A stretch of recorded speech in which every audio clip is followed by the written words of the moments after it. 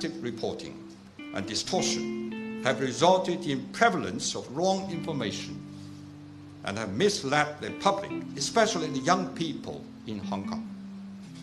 It is fair to say that Western media have inescapable responsibility for current situation in Hong Kong.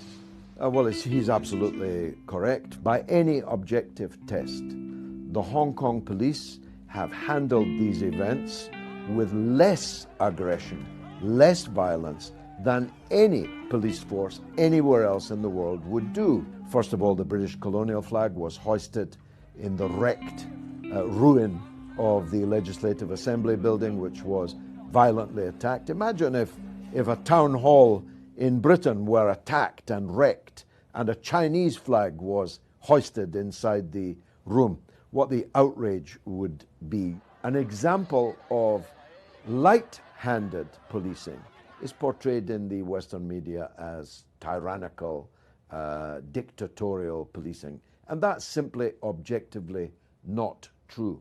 This is part of a spectrum of attacks which are designed to slow China's advance, weaken China's internal cohesion, with a view to stopping China becoming the most important economy and country in the world.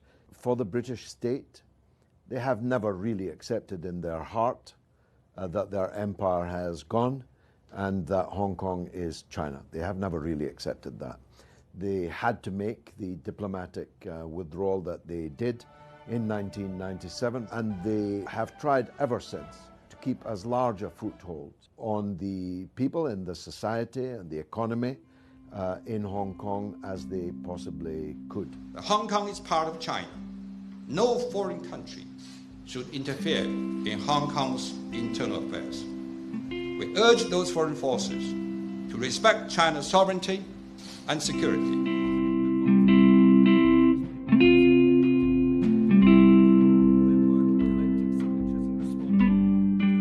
Hong Kong is no more Britain's business than it is the business of Slovakia or Romania. We are just another foreign country. Surely, how Hong Kong is governed than how Saudi Arabia is governed. In the latter case, we accept that, absolutely, as long as they'll buy our weapons. We have nothing to say about the internal governance of Saudi Arabia. Indeed, the very same Tom Tugendhat argues that the internal affairs of Saudi Arabia are a matter for Saudi Arabia. But the internal affairs of China are apparently not a matter for China. China signed a deal to have one country, two systems. It didn't sign a deal to have two countries, two systems. And these are existential threats to China's national interest, to its sovereignty over all of its territory, and they should be and have been absolutely flatly rejected by China.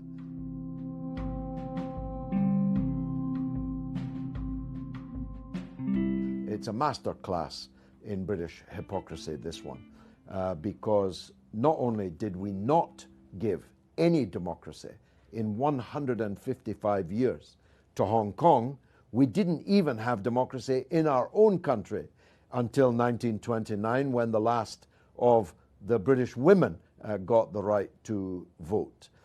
We gave no democracy to Hong Kong, no civil rights to the Chinese population. The idea that we have now discovered the need for Hong Kong to have so-called Western-style democracy should be laughed at by any objective person. People in Hong Kong have every right to grievances, to express their grievances. They have a right to ask their government to listen to them.